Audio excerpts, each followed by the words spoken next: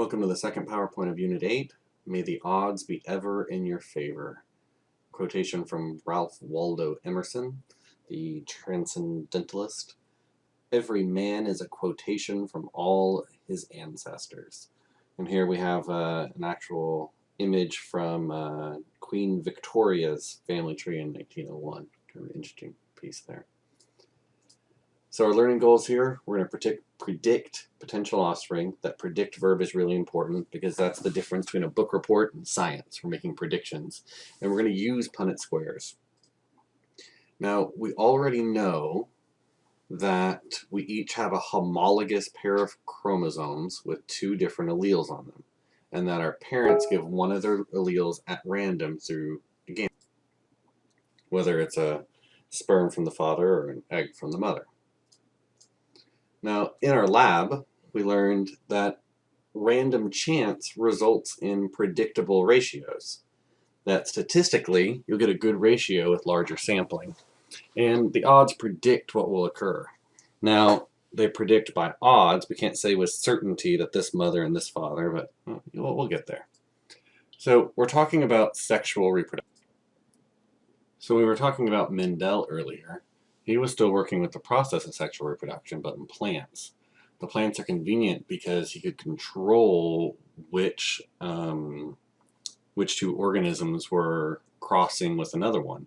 So what he did was he removed the male parts of the plants, which are called the stamens, and then that way he could use a small tool to move the pollen from one plant to another. That way it didn't accidentally get fertilized by a different plant or this or that. He had a lot of control there. And so he could generalize those results to all organisms that undergo sexual reproduction. So whenever that happens, we call that a cross.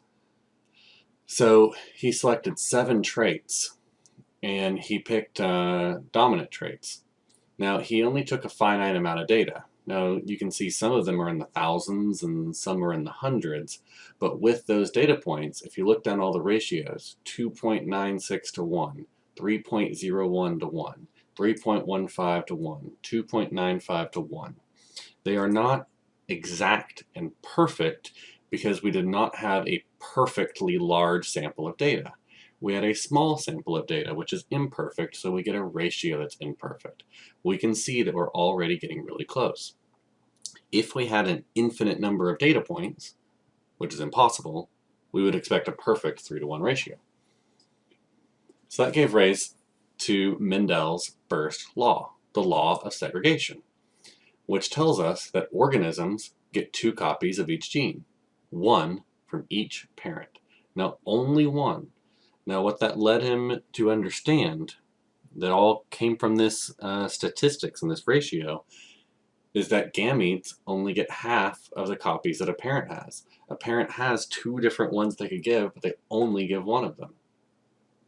The next question that's obvious from there is the law of independent assortment. Which gamete goes with which gene? It's random, meaning that there's not a dependence on another variable that controls it. It's independent. So we keep using this word gene. Specifically, the gene is a chunk of DNA. The DNA that got wound up around the histones to become a chromosome. In that DNA, a specific length of it, sometimes shorter, sometimes longer. Different genes are different lengths. But however many sequences it is in the DNA, that set of sequences codes for 1 trait. And that's what we call a gene. But not all genes are the same. Even a specific gene that encodes for a specific trait, the gene that I have is likely different than the gene that you have. So we identify them based on their locus. As you know, it sounds very similar to the word location, because that's what locus means in Latin, is place. So it's found in a very specific spot in the DNA. So if you look at a specific spot of the chromosome, there's a spot where it got wound up, that if we unwound it there, we unwrapped it around those histones, and we looked at this sequence, that's where the gene's found. Now, different versions of different genes we refer to as an allele. We used that word earlier, It's actually a shortened form of the word allelomorph, which I think is a pretty cool word, but I guess it is a little bit of a mouthful. It comes from two Greek words, allele, which means other, and morph, form. So allelomorphs are just other forms of the same thing, so which we shorten to alleles. So they're other forms of genes. So the gene that's found at the specific locus on the chromosome encodes for one trait. Now, we don't all have the same DNA at that locus. Our genes are different from each other. That's the allele that we're talking about. We saw before that some traits are more readily passed on than others. We refer to those as dominant. And some are, more likely to be overridden. Those are recessive.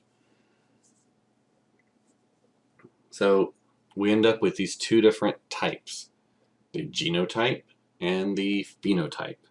The genotype refers to the alleles we have, the other forms of the gene. The phenotype refers to how those genes are expressed into traits. Pheno, in this case, actually comes from the Greek phenos, which means to appear, to show. So the genotype are the alleles we have, but the phenotype is how those alleles are manifested in what we can actually see. Now, we've said this before, science is about predicting, not just describing, not just making reports, not merely observation, but to use that information to form a model that we can predict other things with. So, what are we predicting here? How is this science and not just descriptions? Well, if we have a cross between two parents, what is the probability that a certain trait will be passed on and show up? That's something we can predict. Bill Nye's on board. So let's talk about a sample cross. Let's say that for a certain trait, any kind of trait, this is a trait that the father has a dominant and a recessive allele. It means that the father has this trait. He's carrying the recessive allele, but that dominant allele is there.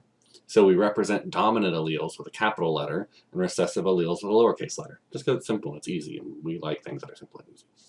So his genotype is capital A, lowercase a. So when our father's sex cells go through gametogenesis and we get that sperm, we know that in meiosis, whenever the sister chromatids are split, that the law of independent assortment says that it's random which gene goes to which side. But there's only two options. Either that sperm got the dominant allele capital A, or two, the recessive allele lowercase a. Now in this situation, let's say, for this example, the mother also has a genotype of capital A, lowercase a. That means that she is also expressing this trait. So her egg could have either received the dominant allele or the recessive allele. So what if we took the sperm from the father and the egg from the mother and combined those to form a zygote? What's the most likely phenotype? Well, most likely we're going to end up with a offspring that shows the same traits that both parents had. Both parents exhibited that dominant trait. And if we look at the three options, there's 2 out of the 3 are exhibiting that trait. They have at least one dominant allele. But let's look closer. So if the egg has the dominant allele and the sperm has the dominant allele, we end up with a genotype of capital A, capital A. Now, if we have the same egg, the dominant egg, but the other recessive allele in the sperm, then the second option is capital A, lowercase a. But now, if we take the second egg that has the recessive allele and we combine it with the first sperm that has the dominant allele, we get capital A, lowercase a again. It's actually the same thing as the second pairing. The last option is, what if they both give recessive alleles? So there's 4 different options. If we look at the genotypes, 1 out of 4 options ends up in capital A, capital A.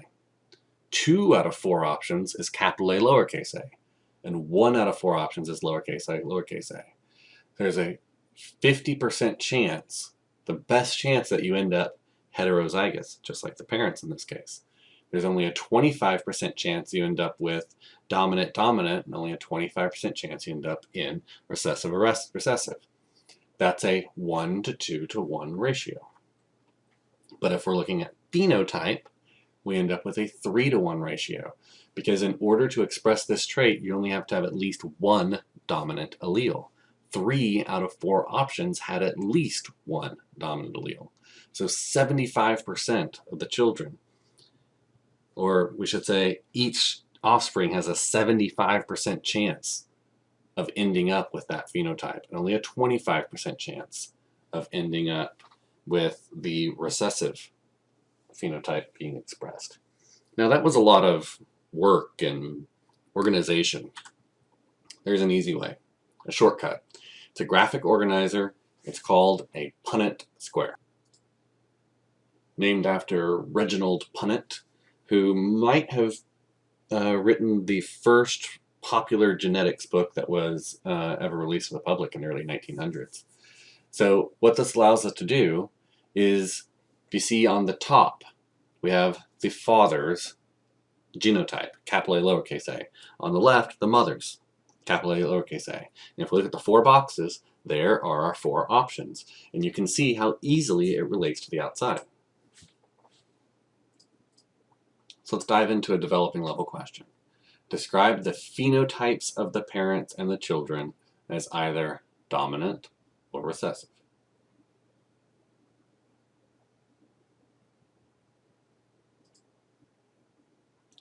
The father, in this case, has at least one dominant allele, which means his phenotype is that of the dominant trait. The mother does not have any dominant alleles, so her phenotype is that of the recessive trait. If we look at the options in the boxes of possible offspring, we see that 2 out of 4 possible offspring exhibit the dominant trait, whereas 2 out of 4 offspring have a phenotype of the recessive trait. Now let me make this point absolutely clear right now. The Punnett square does not mean that the mother and the father had 4 children. Inside the boxes are possible offspring. They show us odds. So the odds are, for each offspring they have, there are 2 out of 4 options that have a dominant phenotype, a 50% chance, and 2 out of 4 options that have the recessive phenotype, a 50% chance. Okay, what are the possible genotypes for the children of this cross, and what are the odds of each of them occurring?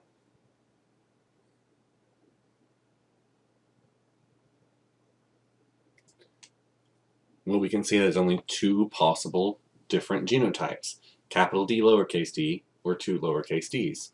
So that means there's a 50% chance of each. Okay, mastery question. Compare and contrast the potential results of the following crosses. We have 2 different Punnett squares. They have both the father on the left and the father on the right have the same genotype, but the mother on the left is heterozygous and the mother on the right is homozygous.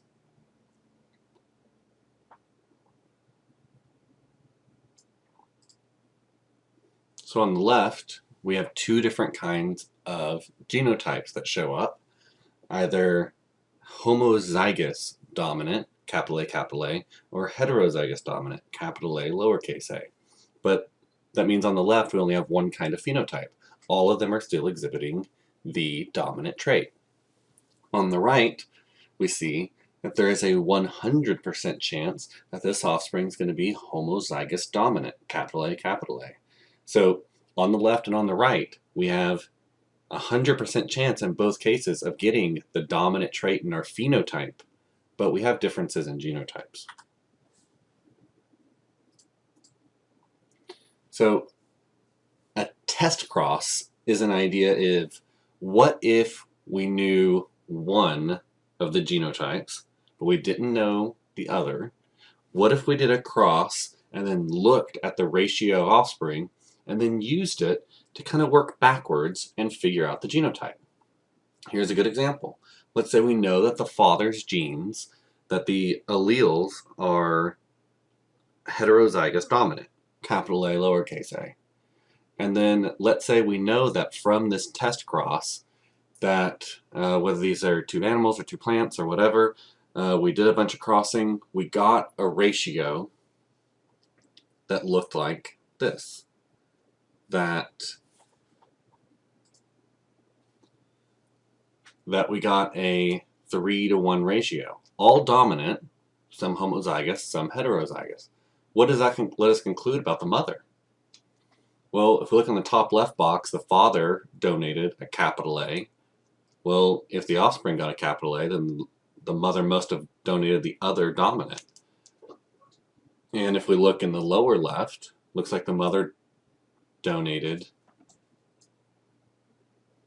either a dominant or a recessive. So it looks like we can conclude that we probably didn't have a large enough sample size to get good ratios. Okay, what if we did more samples? We had enough data collected that we started to notice, wait, there are some that are homozygous recessive. Here's that 1 to 2 to 1. So we can conclude that the mother's genes are probably capital A, lowercase a. So our Punnett squares so far have had 4 outcomes because you had 2 alleles from each parent. 2 times 2 is 4. How many outcomes would a Punnett square have that was considering 2 pairs of alleles? 2 genes at the same time. So let's say one gene is going to be represented with R and one with Y. So look at the top left cross in the Punnett square. We can see we had a capital R, lowercase r, a heterozygous dominant, and a mother with the same. We get that 1 to 2 to 1 ratio. 25% homozygous dominant, 50% heterozygous, and 25% homozygous recessive. So if we look at the 3 options there in the middle, we're 1/4, half, and 1/4, and then what if those cross with the results of the Y's? So there are the Y's, we have that same 1 to 2 to 1 ratio. So if the homozygous RR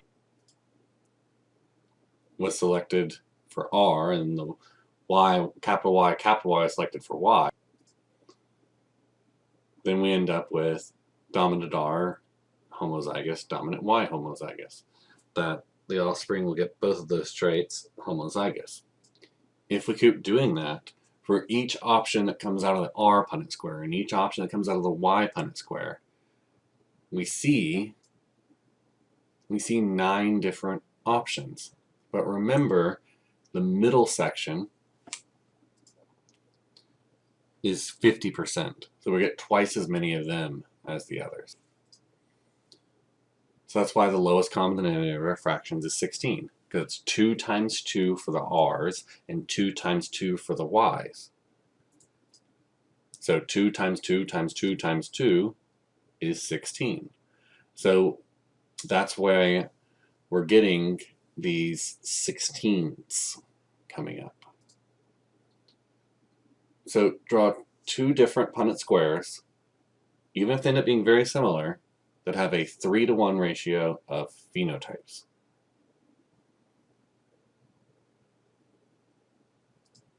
So you'll need something heterozygous. Okay, I'll give you a second. You can pause. Why don't you fill out this dihybrid cross?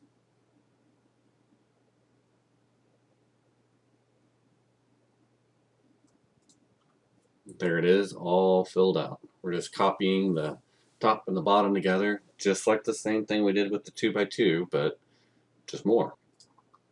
So using that same Punnett square, what's the percentage chance of seeing each genotype? And then what's the percentage chance of seeing each phenotype?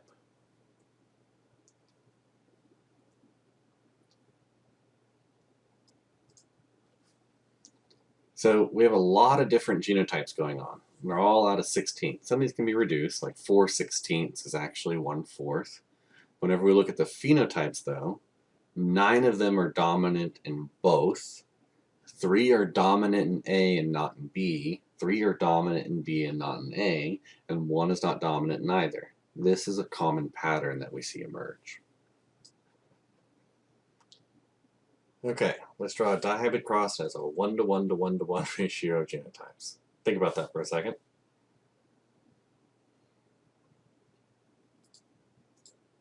Alright, so I used S's and Y's. You can use whatever you like. Now if you count up, I think you'll see that it's 4 to 4 to 4 to 4. I counted 4 of each, but that reduces to a 1 to 1 to 1 to 1. Proficient question. Why is it important that sexual reproduction result in offspring that do not have identical traits to the parents?